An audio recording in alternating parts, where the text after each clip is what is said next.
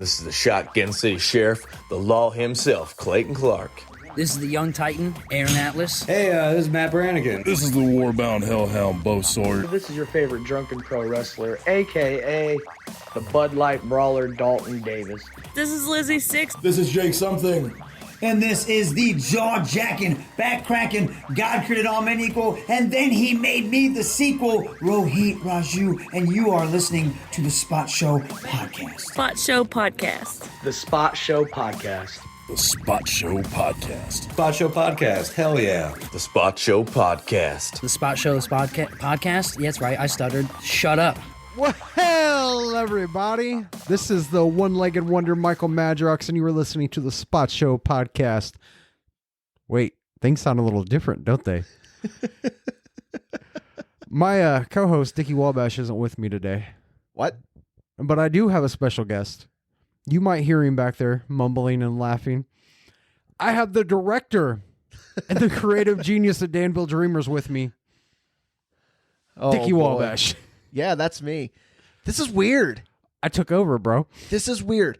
I'm sitting in your spot and you're sitting in my spot. Yeah. Because we wanted I just did the thing. Stop with the yeah. I just did the thing. Because we wanted to do this little deep dive on Danville Dreamers, and I was like, it would make more sense if you hosted. So congratulations, Michael Madrox has taken the reins of the Spot Show Podcast. And this is when the viewership increases. Well, no, this is when my anxiety increases because I'm such a control freak that I'm sitting back here and I can't see anything. I'm just sitting here with a microphone in my hand and I'm like, oh, so this is what it's like. You know what you could be sitting in there with your hand? What's that?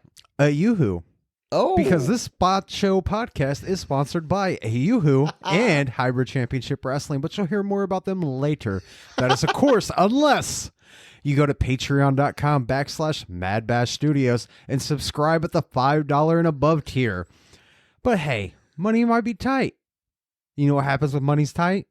We consider that hard times, baby.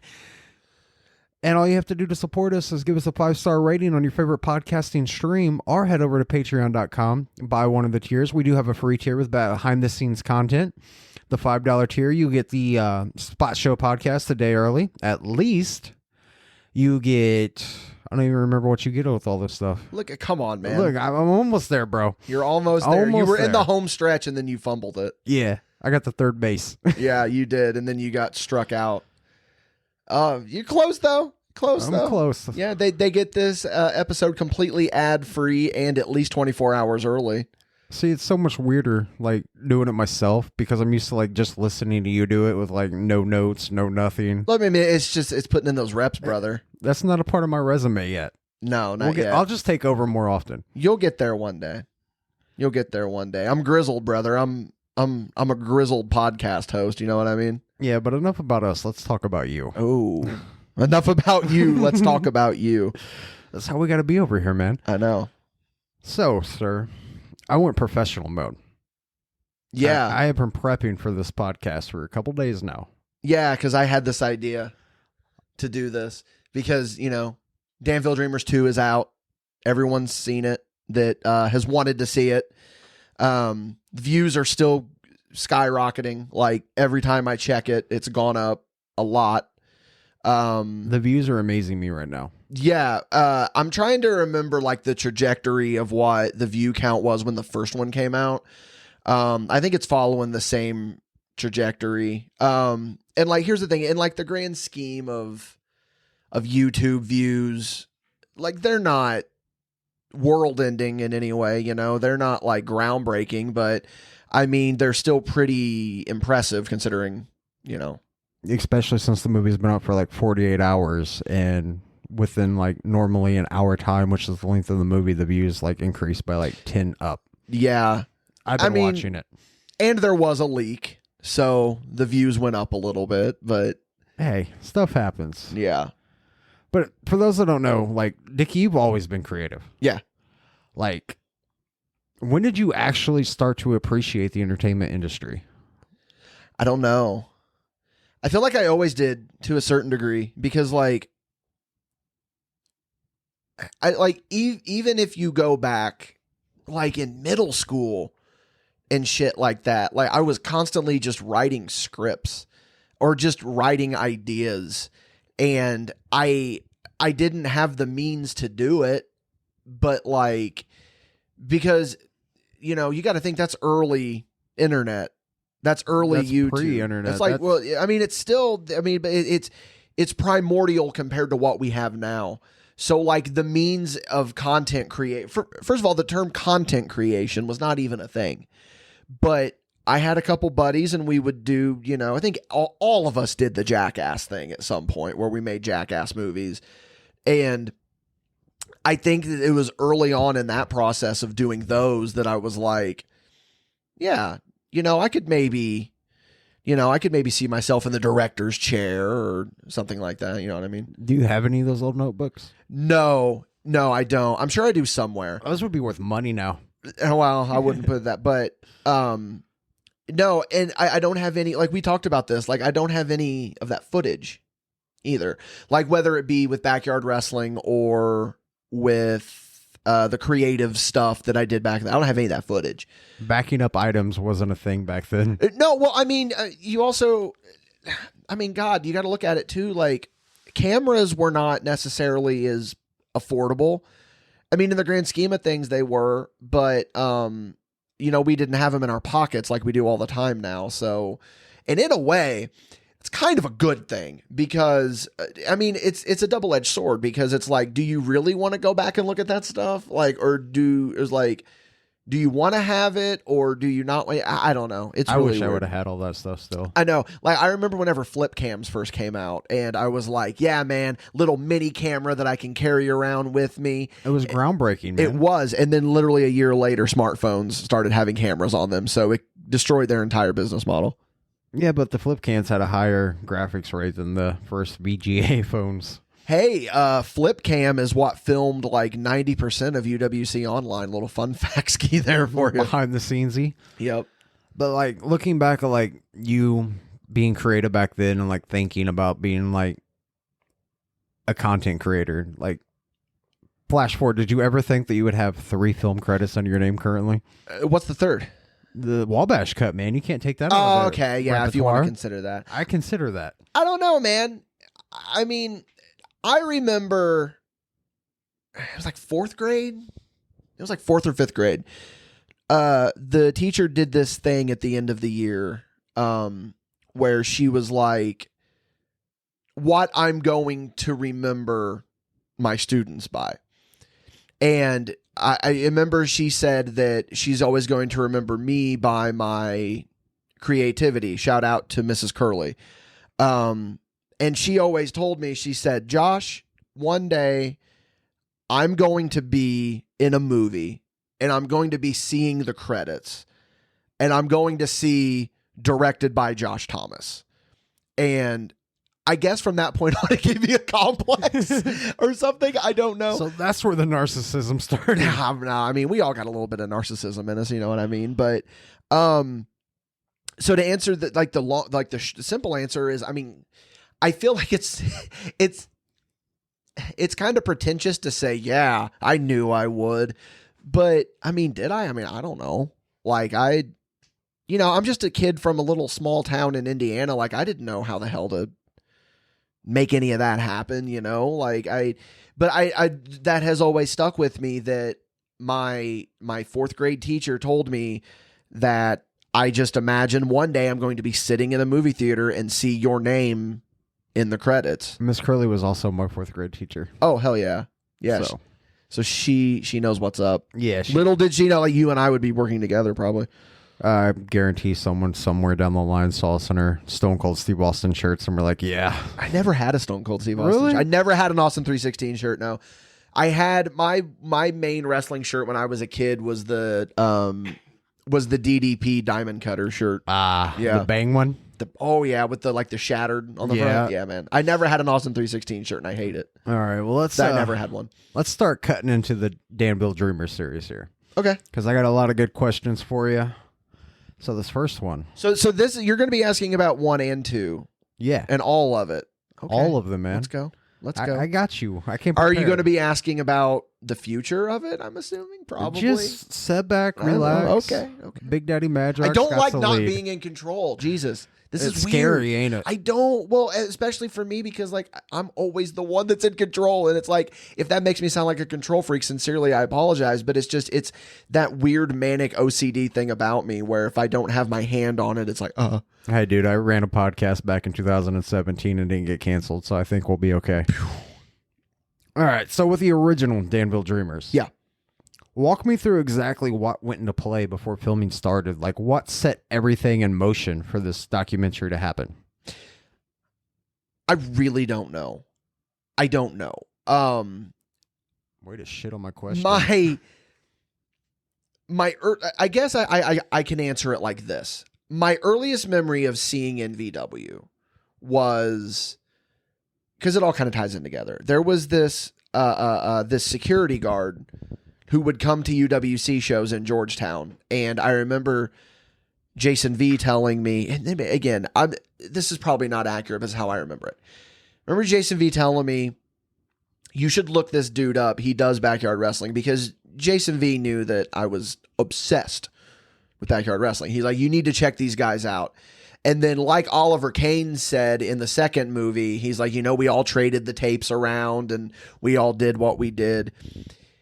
And then I remember, I don't remember, I'm pretty sure it was me that was the one that initially proposed it, but I remember the initial conversation of telling V, this was after like a couple of years of watching NVW backyard stuff. I was like, man, and this might bury the lead on one of your questions, I'm assuming, because you're probably going to ask about Inspiration, whatever, but I remember watching Heroes of Burke County and $5 Wrestling, and I'm like, ooh, I could do something like that with these guys. Because, we do LMNOP on the Patreon, and one of the early incarnations of that was Mark Vandy and I were getting backyard matches, and we were doing commentary over them.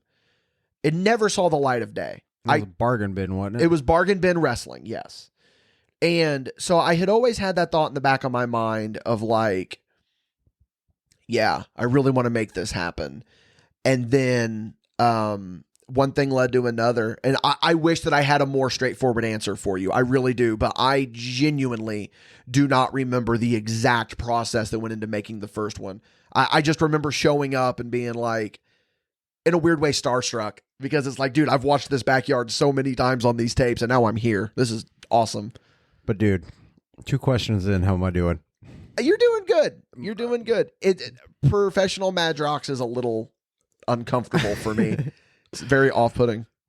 Do you remember any of the process of filming that day? Like what you went there to, like the idea that was set forward? Like, I know I want to film this. I know I want to film that. I know I don't want to cover this. I had 3 things that I absolutely wanted to film that day. It was Joker 13, Big Bubba J, and this other wrestler that was there named Outlaw was his name. And they were all 2 of them were there. But the third, that Outlaw, was not. And I'm not going to get into it, but apparently there was real problems or something is why he wasn't there. But so that was a little bit disheartening. But then I was like, man, Big Bubba J's here, Joker 13's here. It is what it is. And I also remember there being a little bit of a controversy that day because I don't necessarily remember who the person was. It wasn't someone that was in Danville Dreamers. Just kind of looking, just eyeballing me and just being like, and I'm not trying to cave. I genuinely don't remember who it was. Just kind of eyeballing me, being like, what's this? Just didn't want you there at all. Yeah, just kind of like, what's this guy's motive? You know what I mean? Kind of like how you're doing me in the hot seat. Pretty much. So you already discovered, we talked about the flip cam. Was that what this movie was filmed on? No, it was filmed on, so after, all of the equipment that was used on that day was, UWC stuff. I think I exaggerated 90. It was for a while, UWC was filmed on a flip cam. And then they ended up getting an actual professional camcorder. camera. Yeah, we were both, well, actually, no, I wouldn't even call it. It was literally just a camcorder. Oh. It was literally just, it wasn't like what we use, like a DSLR or anything like that, which you see a lot of. It was literally, and I'm not knocking anyone because there's some good camcorders out there.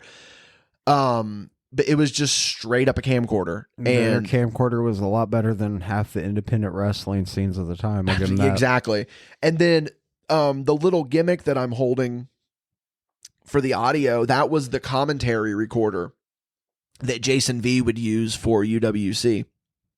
It was like a little like memo recorder that, like, you know, have you ever been to the doctor and like they'll be, it's kind of pretentious. Taking their notes. They'll have the patient is showing blah blah blah, like that. Yeah. That's what it was. Little audio scribe, basically. I've only been to one doctor that ever used that, and it was so weird. So weird. Did he ask you for an interview? No. And then he asked me why I do backyard wrestling. I mean, you already kind of touched base with this, but like, was anyone like uncomfortable with you being there? Did not want on camera? So I told them, I was like, hey, listen, here's the thing. You don't want to be on camera. You do not have to be on camera. You don't have to be. I was like, here's why I'm here, you know? To my, no one actually came up to me and specifically requested to not be on camera. So if there were people, I do remember getting some eyes. I do remember getting a few eyes, and on like, good on them, you know, they're protective. It makes sense. I can understand why they would be a little bit leery of this guy just showing up with a camera and being like, because that was your first show too, so it was the first time I'd ever been. Yeah, they knew nothing about you. but see, they knew V because he had the show before, or two shows before, whatever, had rented them the ring.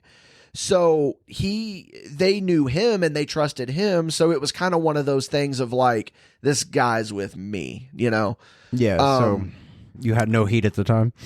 No, there wasn't any heat. No, That's surprising in that era, Dickie Wabash. I know. Well, no, actually, I was out of the business at the time of the first filming. I wasn't in the wrestling business anymore. So can't say that I had heat or anything, I guess. You ready for a hard question? I mean, you've been throwing me softballs, brother. Let's go. Let's see, bro. What's the biggest regret you have from the first movie? That's a good question. We talked about this a little bit with V.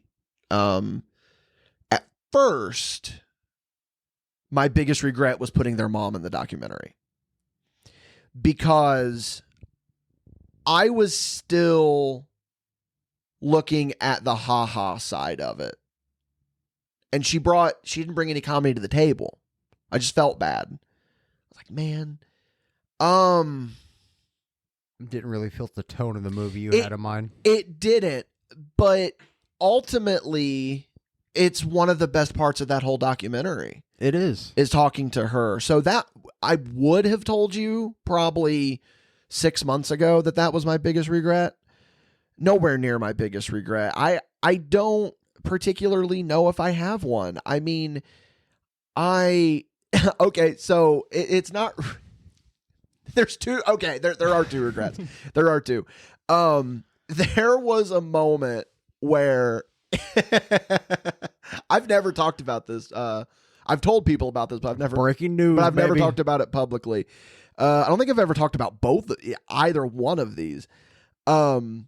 So we're there, and I had just gotten done filming with Franchise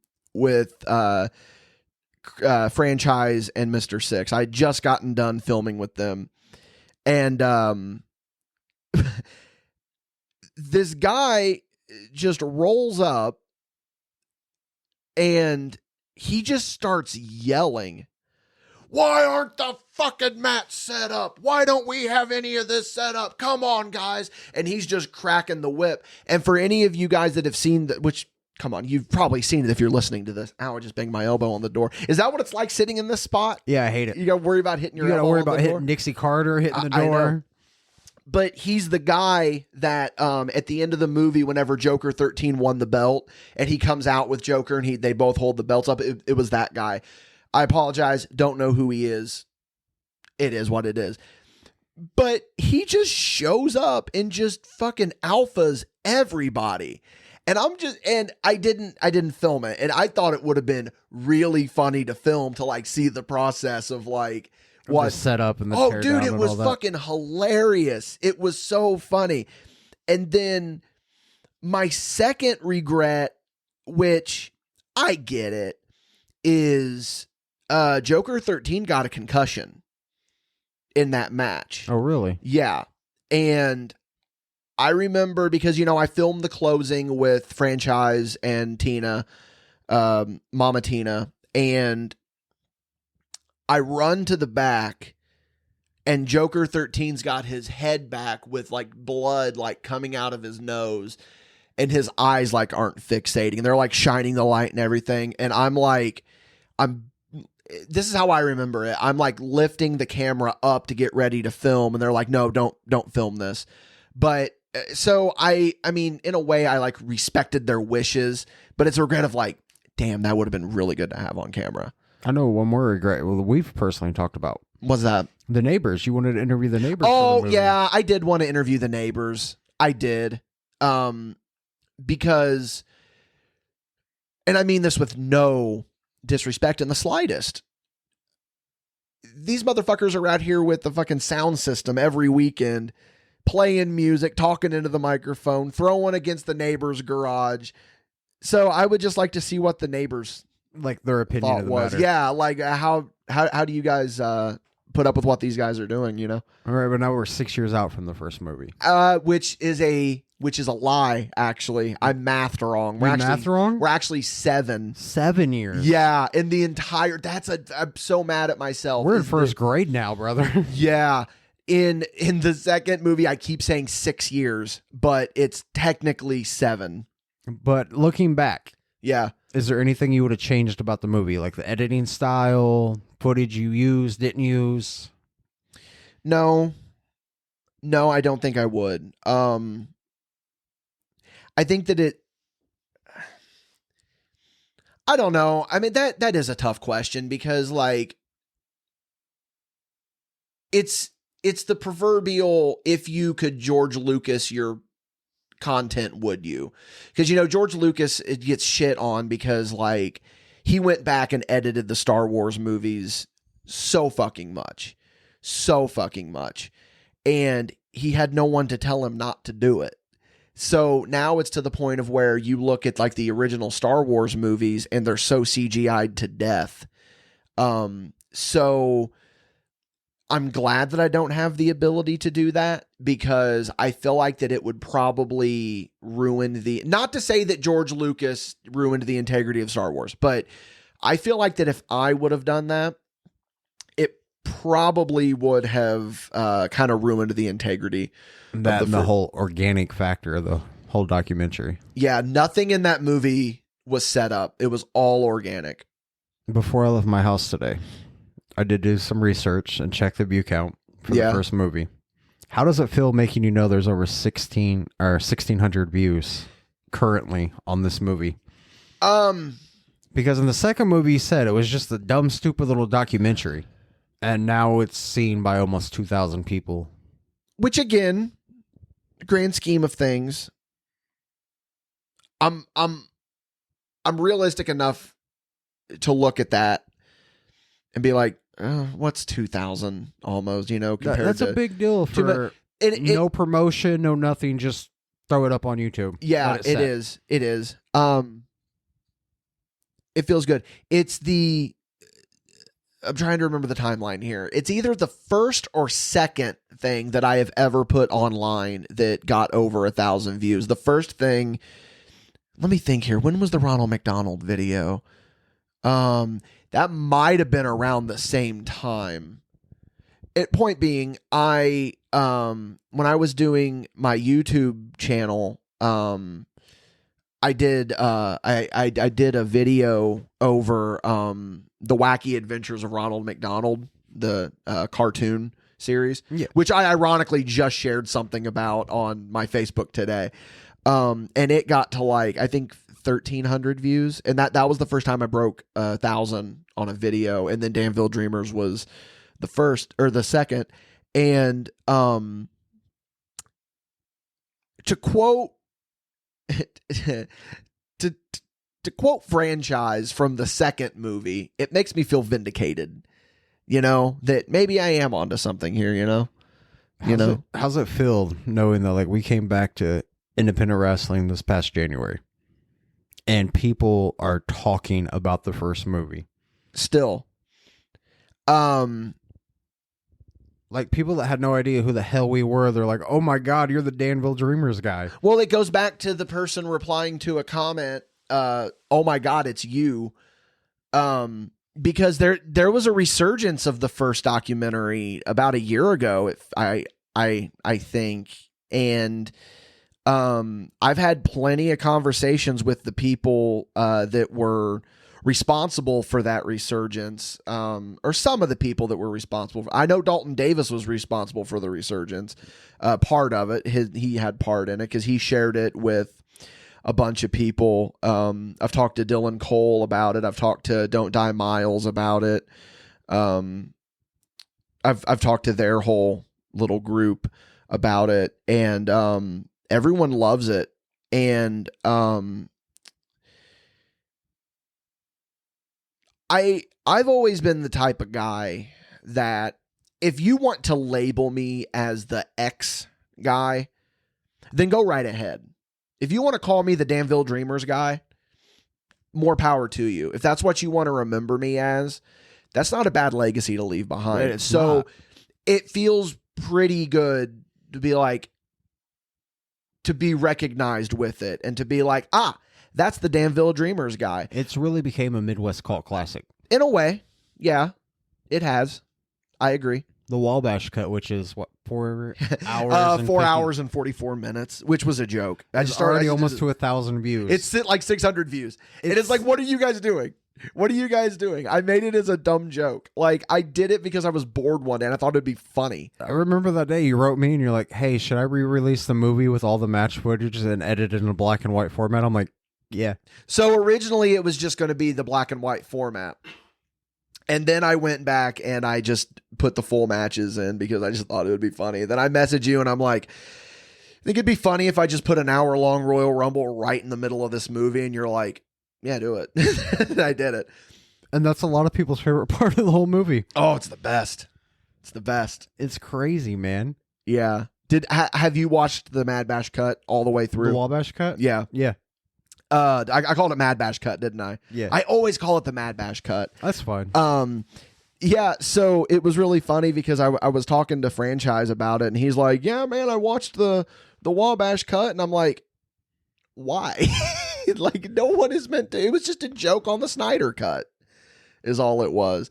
And there are so many people that didn't even understand the Snyder cut reference. But I was like, man, the whole Snyder cut thing was like such a part of like the pop culture mythos of that time. It's like, how do you not know about the Snyder cut? It's probably because the Wabash cut came out years after the Snyder cut, so nobody was putting two and two together. They're That's like, fair. let's just brush that out of Yeah, history. it's the Wabash cut. Let's go. You know what I mean? But with that being said, you know what I think we should do now? What? Hear a word from our sponsor. This episode is brought to you by Yoo-Hoo, a product of Keurig Dr. Pepper. So here's what I want you to picture right now, right? You're on a long road trip. You're driving along and you're thinking, man, I could really go for a nice, sweet, refreshing drink. You pull into a gas station and the first thing you see is Yoo-Hoo.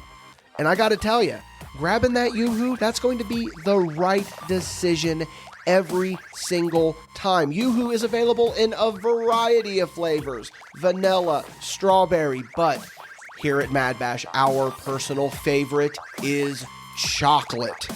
I'm going to tell you about Yoo-Hoo a little bit more, right? We absolutely love this stuff here at MadBash. We cannot get enough of it. And you know what? We're going to sweeten the pot a little bit here thanks to Yoo-Hoo. If you see us at a wrestling show and you buy a MadBash wrestling sticker, you are entitled to one free bottle of Yoo-Hoo on MadBash Studios. Limit 1 per customer while supplies last. Now, come on, guys. You can't beat that deal with a stick. Again, MadBash would like to thank Yoo-Hoo so much for sponsoring this episode. This episode of the Spot Show podcast is also brought to you by Hybrid Championship Wrestling, or HCW, if that's what you prefer to call them. Listen, Hybrid is an independent professional wrestling company based out of Terre Haute, Indiana. They have talent from all over the United States and are putting on star-studded shows all year long. But here's the thing about Hybrid. They are always looking for young new prospects and looking for new talent, sponsors, and business partners so that they can continue to bring you some of the best independent wrestling in the Midwest. If you want to go ahead, feel free to reach out to them on Facebook, Hybrid Championship Wrestling, on Twitter, at HCW_live, or on Instagram, at HCW Midwest. Thank you so much to Hybrid Championship Wrestling for sponsoring the Spot Show podcast. And we are back, ladies and gentlemen, and Dickie Wabash.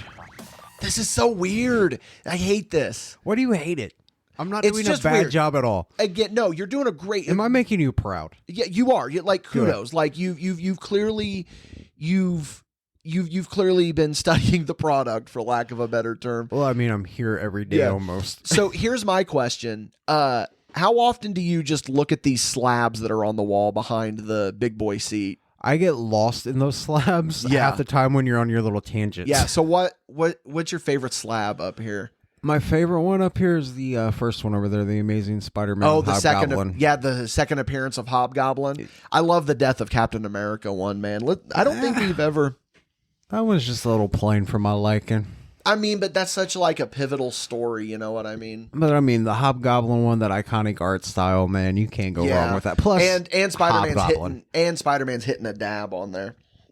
I wonder if that was intentional. Like when they came back from Fortnite. I don't know, man. That's a very good question. Speaking of questions, you ready to dive into part 2? Let's go. When was the moment you thought, hey, let's do a sequel? I know I pressured you. You did. I honestly didn't want to. I really didn't want to. I kind of just wanted it to be its own thing. You know what I mean? And not to mention my plug for getting me there. He and I were not on speaking terms. It was a rough time period.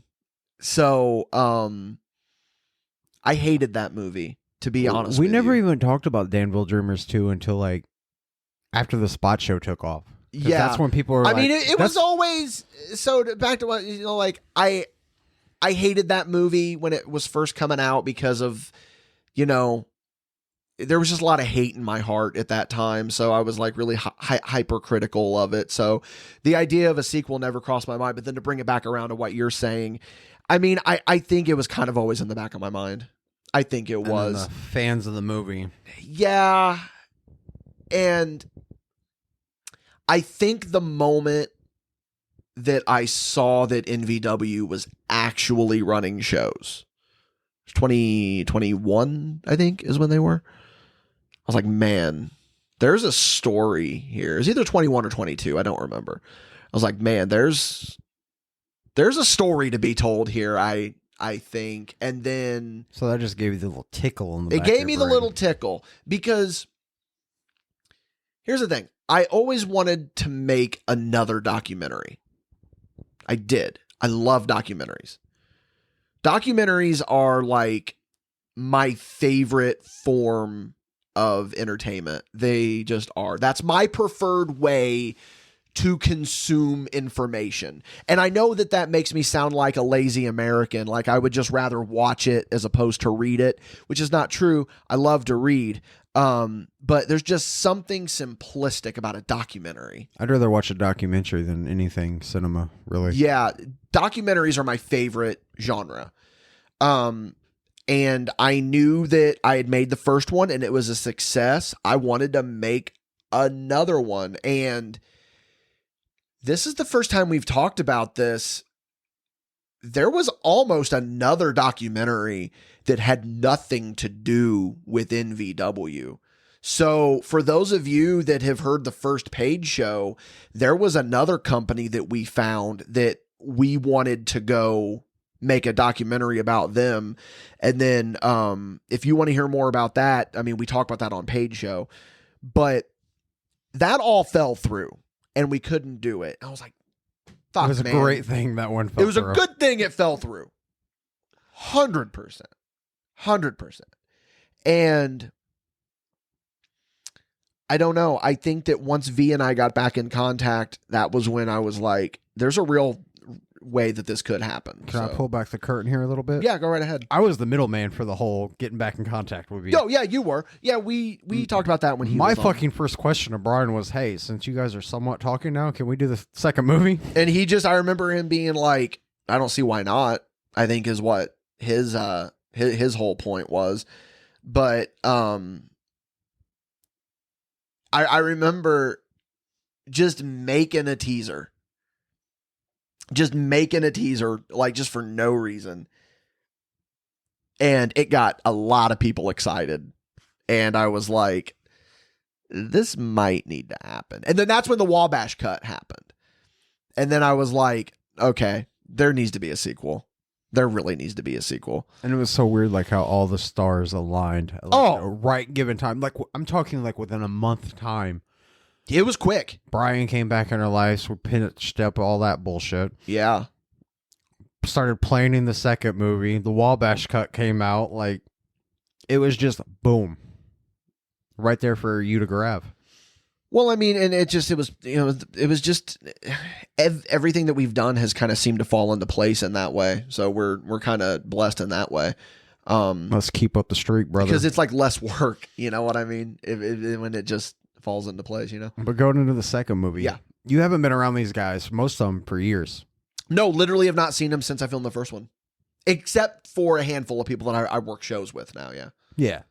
But I mean, like, were you worried about, like, what they thought of the first movie? Yes. You never talked to them about it or 100%. Nothing? No. I never, the only thing that I had ever, that I remember, I'm sure there was more, but I just remember the first documentary coming out and franchise messaging me and being like, thank you so much for doing this. And me being like, hey man, no problem at all. And then I remember it was either January or February, we were in Odin and Cecil Cerveza was there. And I was like, no, it was January, because you got to think of it like this. And this is, I'm going to go back. I did not know that Tyler Scott was Dallas Kid. I did not know that Stetson Winters was Ace Stetson. I did not know that Mikhail Murphy was Co-Dog. I did not know that they were the Danville Dreamers, except for Mikhail. He wasn't in the first documentary. He wasn't in the second one. I mean, he's featured in the second one, but he wasn't interviewed. So I did not know that that's who they were. I had no clue. And I just remember I go to Cecil and I go, hey, so you work with MVW, right? And he's like, yeah. And I was like, what's their thoughts on Danville Dreamers? Are they hot at me? Do they actually really like it? And he's like, I don't know. We never talk about it. And I'm like, oh, there's a dead end road. So then fast forward, when I realized who was who. It was a hybrid, wasn't it? It was at Hybrid. I look at Stetson and I go, oh my God. I made a documentary about that guy when he was in the backyard. And then Clayton Clark just lit up and goes, wait, what? And I was like, yeah.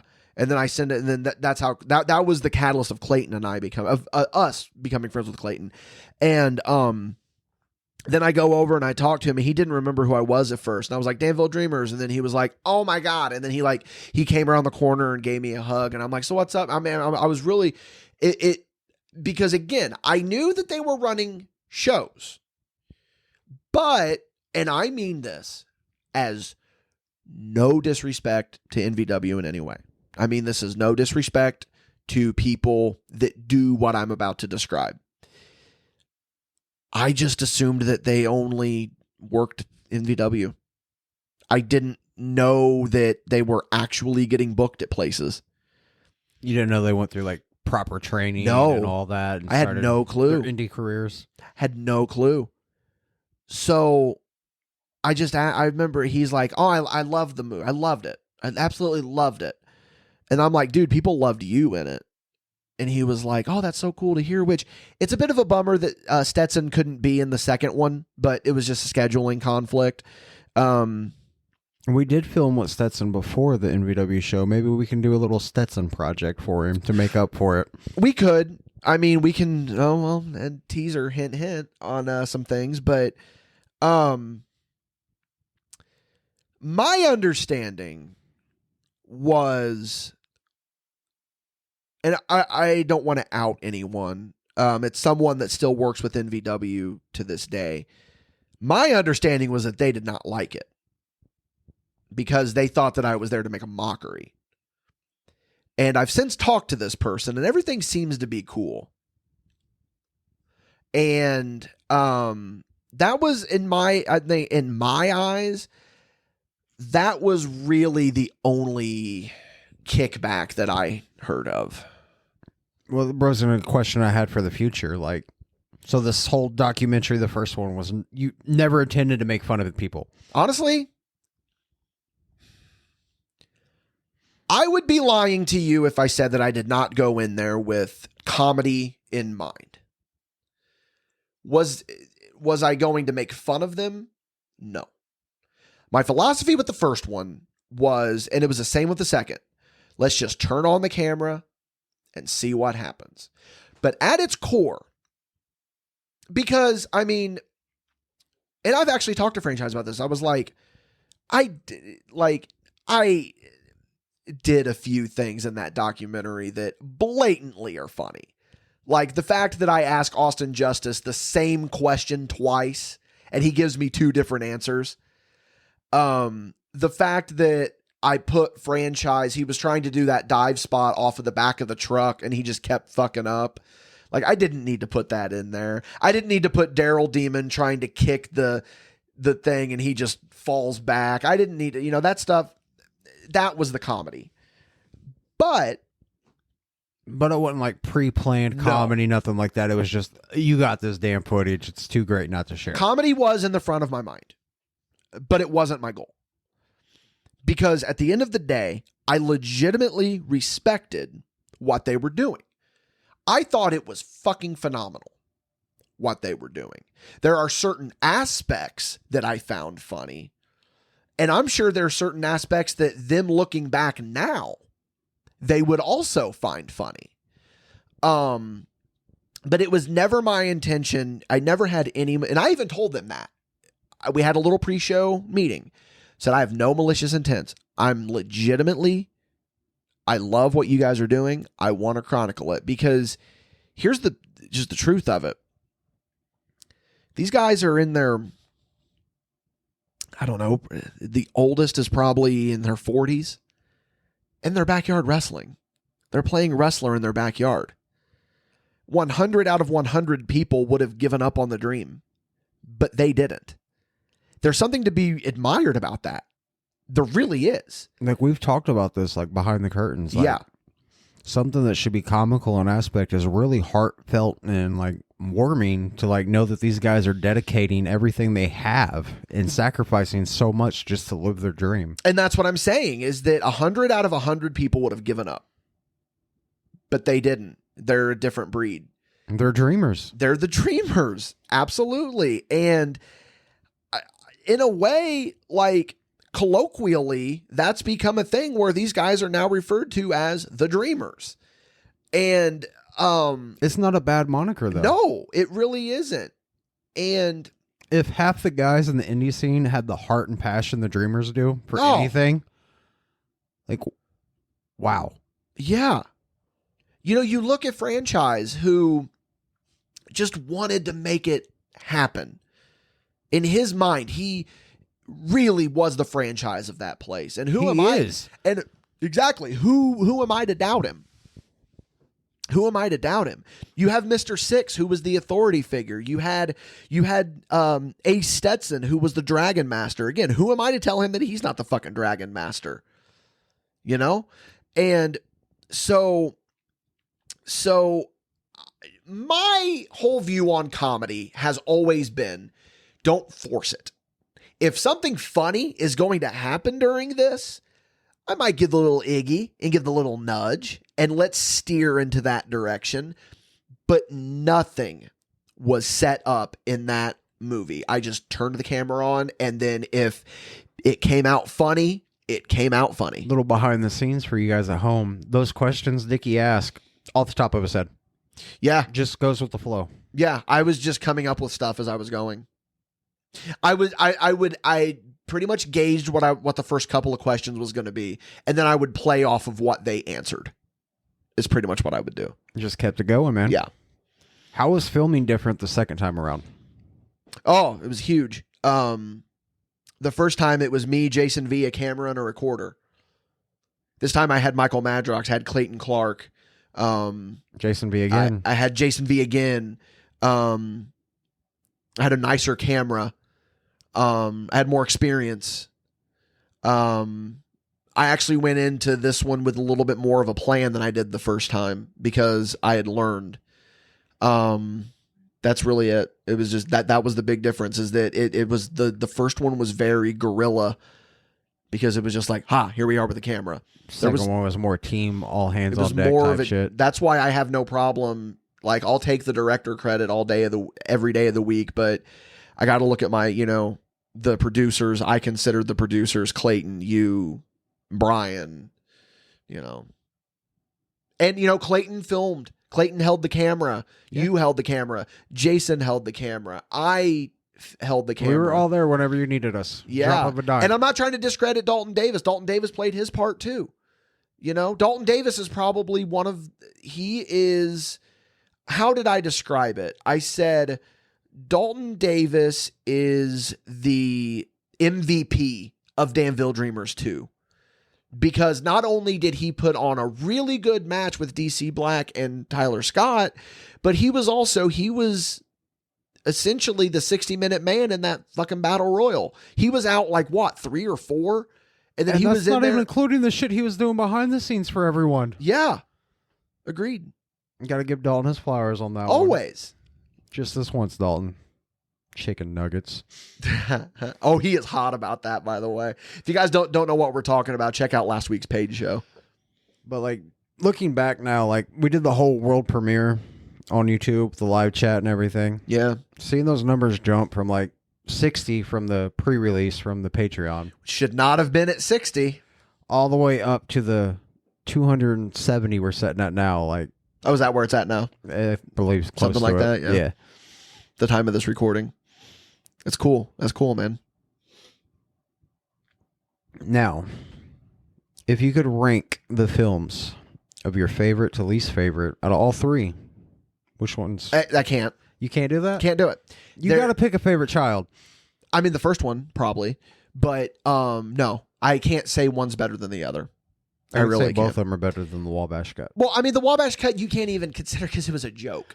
Because it was a joke. I still consider it, though, man. That's a film you should be proud of. I mean, it is. I mean, there is a playlist on the YouTube channel that says the Danville Dreamers Collection. So, but no, gun to my head, it's the first one. But they're all they're both just widely different movies. It's like night and day. It's like comparing apples to oranges. They're both fruits. But anyway, now that the cat's out of the bag and the Danville Dreamers series has been announced, are you going to stick strictly for NVW for these docuseries? The Danville Dreamers Chronicles? Yeah. Are you going to try to branch out to other companies as well? I don't know. I think so. For those of you that don't know, it was publicly announced, but there is a post-credit scene in Danville Dreamers 2. Which there was a post-credit scene in the Wabash cut too that teased Danville Dreamers 2. And I don't think many people caught it. But so we're going to be doing a series on the Patreon. This is the first time we've publicly really talked about it. We're going to be came with the heat, brother. Yeah, we're doing the Danville Dreamers Chronicles. It's probably just going to be in VW. I mean, because if it's called Danville Dreamers, it's got to be the Dreamers. It has to. It has to be. I just didn't know because like we travel to so many different companies. If like more docuseries or documentaries would be flowing It's not out of the mind. realm of possibility. Never say never in wrestling, pretty much is what I'm getting at. Who knows? The first one is Coal Miner's Glove, and it's about franchise Chris Halls, and it's about him the day of the Coal Miner's Glove match. And it was funny because Mr. Six told me, so Chris is getting a special documentary. When do we all get one? And I said, funny you asked that. So that'd be really cool to do, just like a little docuseries on each of the original Dreamers. that's kind of the goal. Yeah. That's kind of the goal. Now, what's going to separate the series from the movies? I mean, the big one is that they're not going to be feature length. It'll be like 20, 25, 30 minutes. They're also only going to be exclusive to Patreon on the $10 tier. And then maybe down the road, they'll be made public. Maybe like after you get like the whole series, like season Yeah. 1, something like that. Something, I don't know. I do know that they're probably going to remake, for a while, they're going to be exclusive to the Patreon. They're going to be filmed in essentially the same format. My takeaway from it, these are more like WWE 24 style documents. Kinda, yeah. Compared to like the It's a good Danville way- Dreamers and It's a stuff. good way to put it. That's a very good way to put it. Yeah. Because I've already seen some of the footage. Yeah, I haven't even worked on it yet. Other than the Dreamers and everything, is there any other type of documentaries you would absolutely love to sink your teeth in? Oh, I've got. I love when I ask a good question because it leaves you speechless. You can't just rattle off the top of your head. I don't necessarily know if I want to talk about ideas that are half baked. I don't know.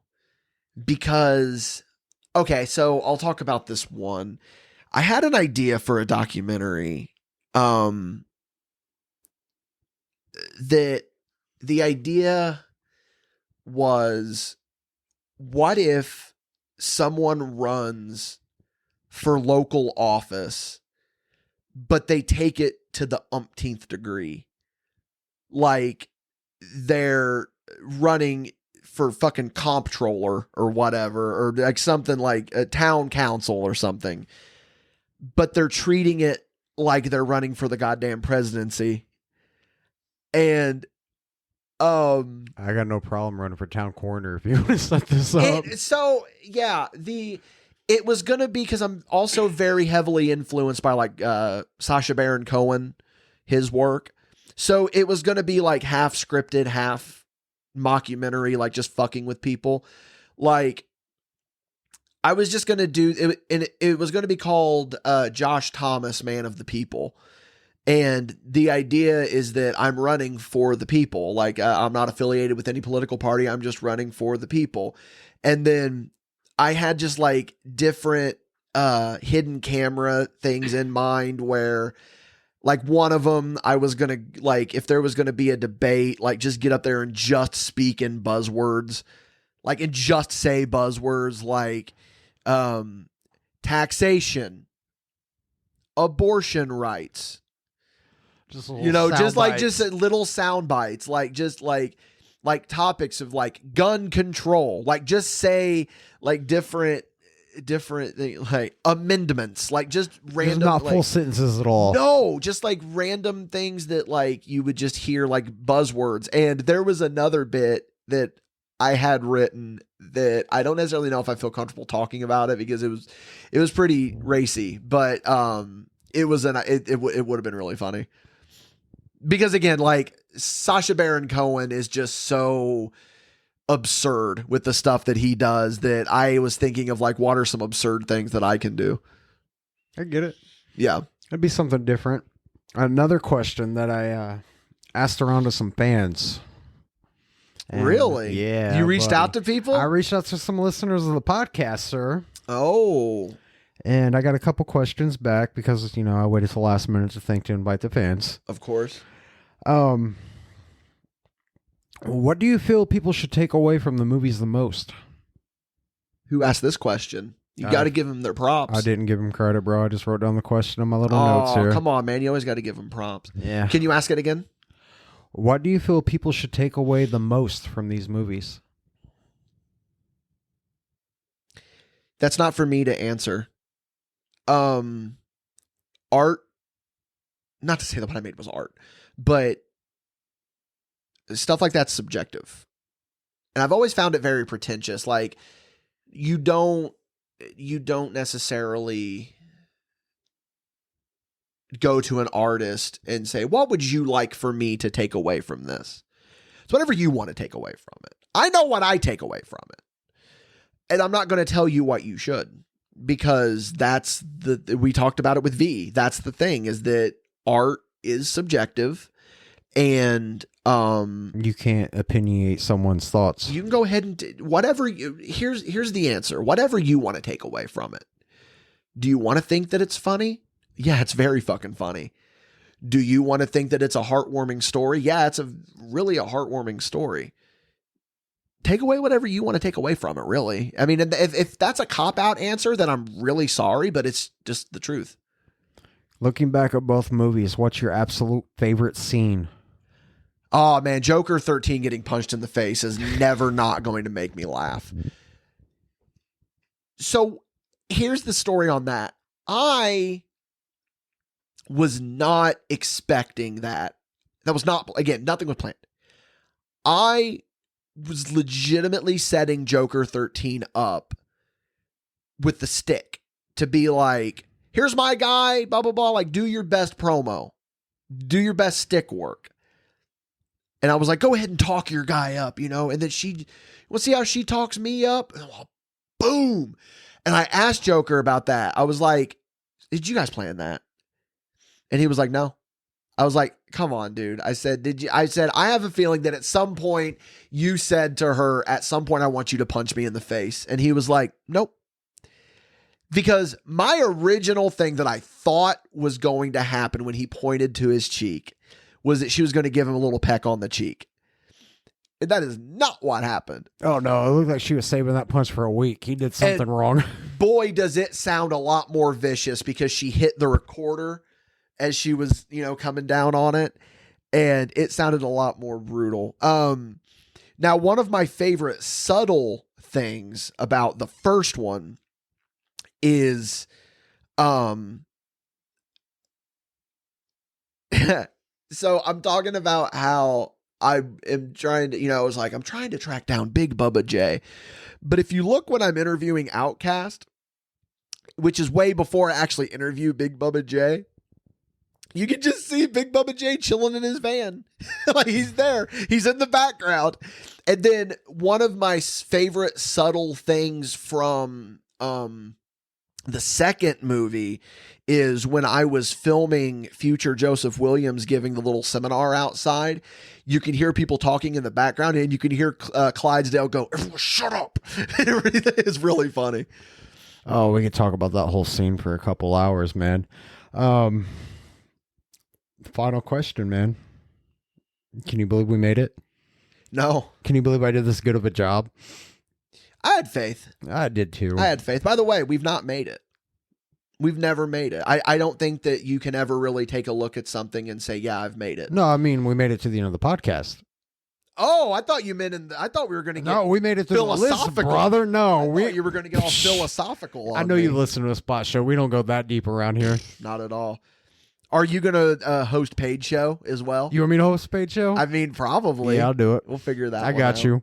Yeah, but no, I had faith in you. I had faith in you. All right, man. I knew that you could do it. Like, I knew that whenever you whenever you want to turn it on and be professional, you can do it. Little back scenes behind the page stuff right now. Before we started recording, we were having a little deep little conversation. Yeah. And this question is not the question that we were talking about. But I gotta know, dude. This kind of ties in. Are you proud of yourself for these movies? I mean, yes.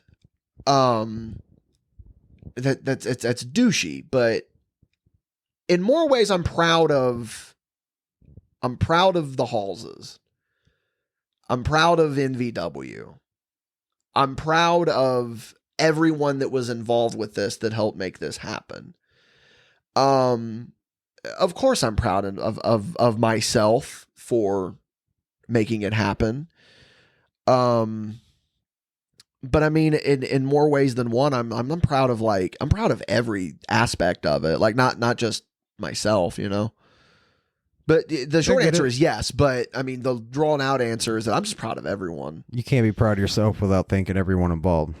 Yeah, and that's the thing is, I'm not stupid. I couldn't have done this without everyone. You know, I couldn't have done this without NVW. I couldn't have done this without V. I couldn't have done this without Clydesdale, without Parker, without, you know, Colby, without Silva, you know, all of our MadBash boys, Poke, Jared, you know, I'm forgetting Oliver Kane, Shank Barzini, like all these guys, Stephen Mitchell, Jeremy Griever, Austin Ryan, Lindsay, you know, everyone at Hybrid, everyone at EPW, Brian Parker, JC Carnage, everyone that I've interacted with at any point in this journey. I'm proud of all of them.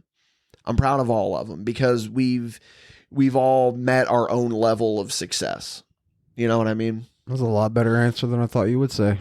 It's not, and I'm not. I was expecting Hollywood Dickie to pop out the sweater vest right there and maybe be like, how can I not be proud of myself? I am Dickie fucking Wabash. I mean, brother, if you want to go down that road, but no. I mean, we can. We still got like 30 seconds before I say, I'm over this. No, but Dickie Wabash, thank you for coming out on the studio today and joining me. Yeah, I'm glad I came to my house. Yeah. Yeah. It's really different seeing you walk through that door. Yeah. Yeah, we actually traded places for 24 hours to really give the effect. Oh, yeah, I'm in a cardigan right now. Yeah. I just feel spiffy. Dude, I want to get you in a cardigan. Oh, I don't. January, we should do it. Dress up like each other. Oh, God, that should have been Halloween. Halloween could be every day for me. That's fair. All right, guys. Thank you for listening to The Spot Show. We're going to go record Paige Show. Be sure to check us out on Patreon if you want to hear that. Dickie, where can they find you at? Instagram, at @attaboydickie. That's pretty much it. And as for the one-legged wonder, Michael Madrox, you can just find me at www.madbashstudios.com. Yeah, baby.